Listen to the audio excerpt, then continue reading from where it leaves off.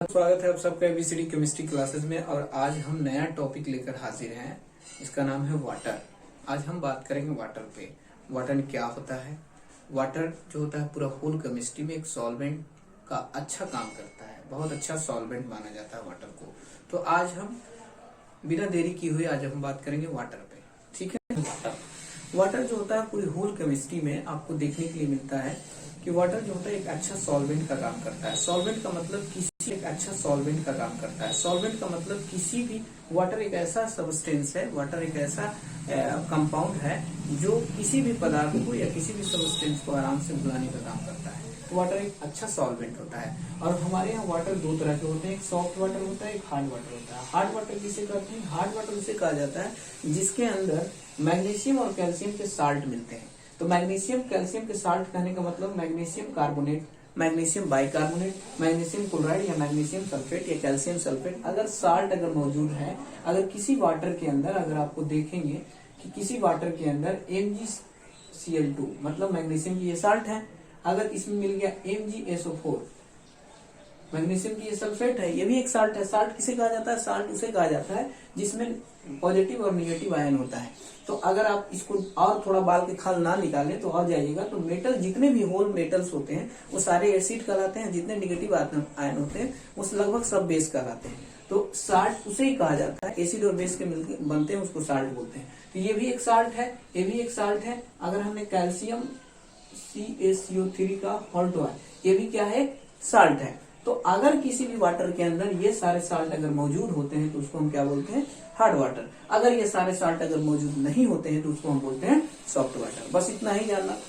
Metals, उसके बाद heavy metals का मतलब कि अगर मेटल्स के वाटर्स के अंदर हेवी मेटल्स भी मौजूद होते हैं, अगर ज्यादा मात्रा में अगर हेवी मेटल्स मौजूद है तो उसको हार्ड वाटर कह देंगे। अगर ऐसा हार्ड वाटर कह देंगे। और अगर नहीं है, अब थोड़ी सी हम आते हैं ड्रिंकिंग वाटर। ड्रिंकिंग तो उसके अंदर भी कैल्शियम मैग्नीशियम जो होते हैं मेटल्स होते हैं उसके अंदर भी प्रेजेंट होते हैं, लेकिन कम होते हैं। उसके अंदर हार्डनेस जो होते हैं कम होते हैं। वो एक परमिसेबल लिमिट के अंदर होते हैं, उसको हम पी सकते हैं, उससे ज्यादा दिक्कत नहीं होगा। ज्यादा मात्रा में अगर आप ऐसे देखना चाहते हैं तो थोड़ा सा आप ऐसे देखें, किसी भी वाटर को, सॉफ्ट वाटर जो आप पानी पीते हैं उसको थोड़ा गर्म कीजिएगा तब उसमें व्हाइट दिखेगा, तो वही कैल्शियम कार्बोनेट होते हैं, मैग्नीशियम बाइकार्बोनेट होते हैं, वही आपको हार्डनेस होता है।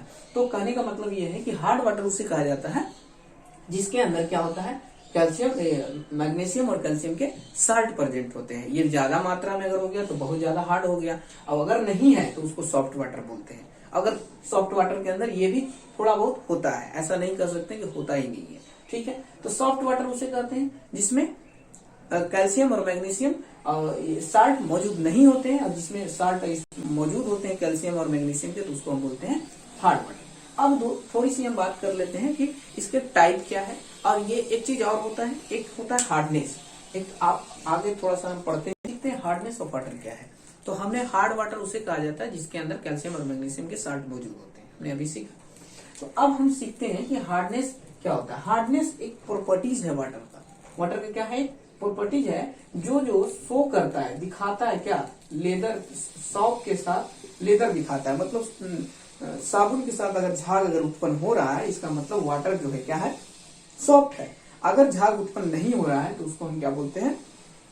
हार्ड वाटर है। तो झाग उत्पन्न कौन करेगा? सॉफ्ट के साथ अगर जो झाग उत्पन्न कर रहा है उसको बोलेंगे सॉफ्ट वाटर।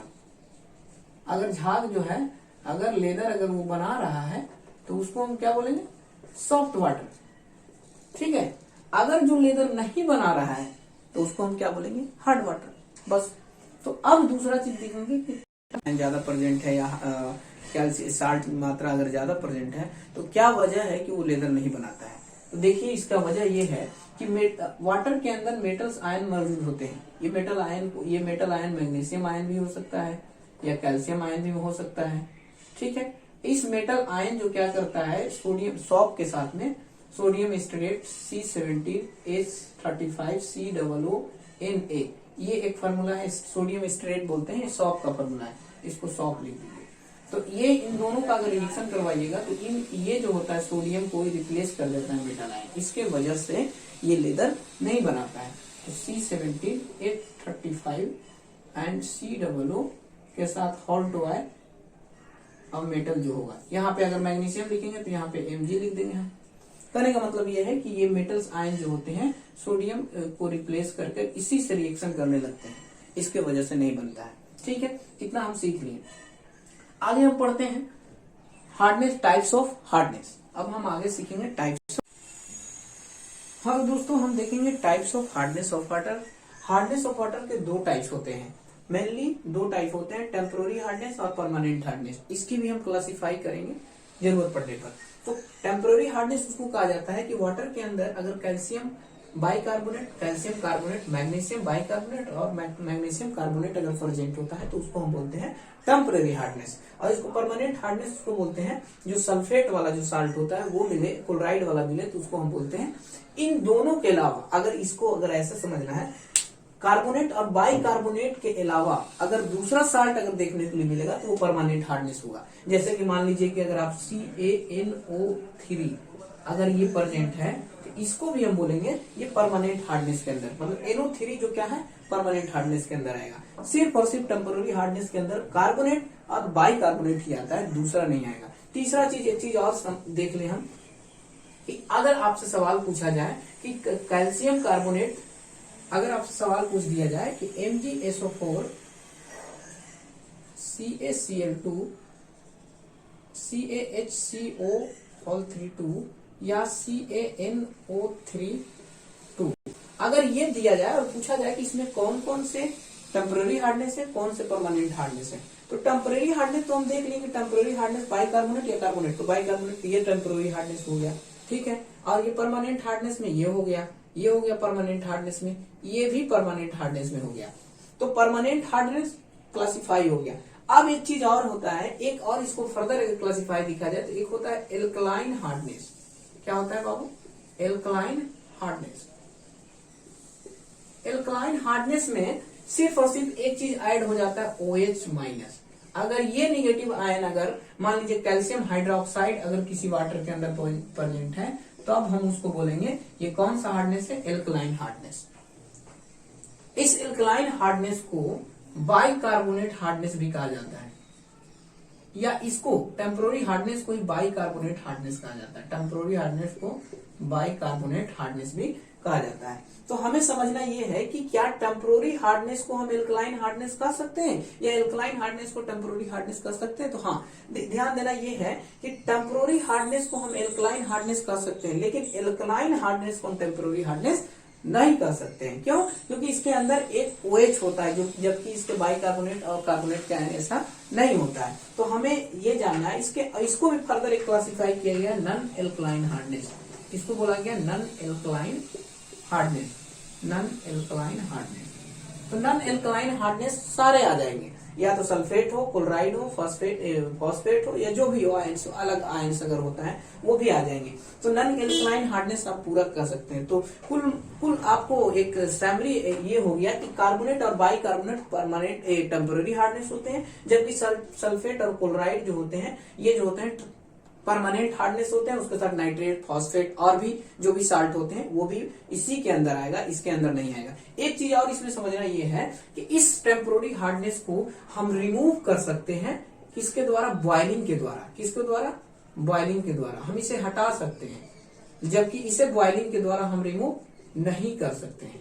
बॉइलिंग के द्वारा हम इसको रिमूव नहीं कर सकते हैं, और इसको हम टेम्पोररी हार्डनेस को बॉइलिंग के द्वारा रिमूव कर सकते हैं। मतलब अगर इसको बॉयल कर देंगे तो ये टेम्पोररी हार्डनेस जो होता है वो खत्म हो जाएगा, जबकि ये खत्म नहीं होगा। तो अब हमें ये समझना है कि टेम्पोररी हार्डनेस उसे कहा जाता है जिसके अंदर कार्बोनेट और bicarbonate of magnesium and alkaline hardness उसके कहा जाता है जिसके अंदर कैल्शियम और मैग्नीशियम का हाइड्रोक्साइड आयन मौजूद होते हैं, उसको एल्कलाइन हार्डनेस बोलते हैं। तब एल्कलाइन हार्डनेस को हम बोल सकते हैं टेम्पोररी हार्डनेस, लेकिन टेम्पोररी हार्डनेस जो है उसको हम एल्कलाइन हार्डनेस नहीं बोल सकते हैं। दूसरी चीज परमानेंट हार्डनेस उसको कहा जाता है जिसमें सल्फेट, नाइट्रेट, फॉस्फेट ये सारे अगर आयंस अगर हैं कैल्शियम और मैग्नीशियम के, तो वो भी क्या कहलाएंगे? परमानेंट हार्डनेस कहलाएंगे। इसको हम बॉइल करके रिमूव नहीं कर सकते, इसको रिमूव कर सकते हैं। एक चीज और कभी कभी आप ध्यान देखिएगा, जब कभी कभी हमें बुखार लग जाता है, टाइफाइड हो जाता है, तो हम कभी कभी डॉक्टर बोलता है कि बॉइल करके पानी पीजिए। वही हार्डनेस की बात कि अगर आप ड्रिंकिंग वाटर में अगर हार्डनेस ज्यादा हो गया, मैंने अभी भी बता रहा हूँ कि ड्रिंकिंग वाटर के अंदर हार्डनेस होता है लेकिन कम होता है। उसे परमिसेबल लिमिट के अंदर होता है, उसे हम पी सकते हैं, कोई दिक्कत नहीं है। लेकिन हर वाटर में कुछ ना कुछ मिनरल्स होते ही होते हैं। तो हमें बस यही समझना था। इसके बाद आगे सीरीज स्टार्ट करेंगे। एक हमारा एक सीरीज नया स्टार्ट होने वाला है, एनसीईआरटी सीरीज। एनसीईआरटी सीरीज में वो आपको 11th 12th के जो अभी बिहार बोर्ड या यूपी बोर्ड या अदर बोर्ड, ये सीबीएसई बोर्ड, ये सारे बोर्डों के क्वेश्चंस उसमें सॉल्व किए जाएंगे। तो बने रहिए मेरे वीडियो में।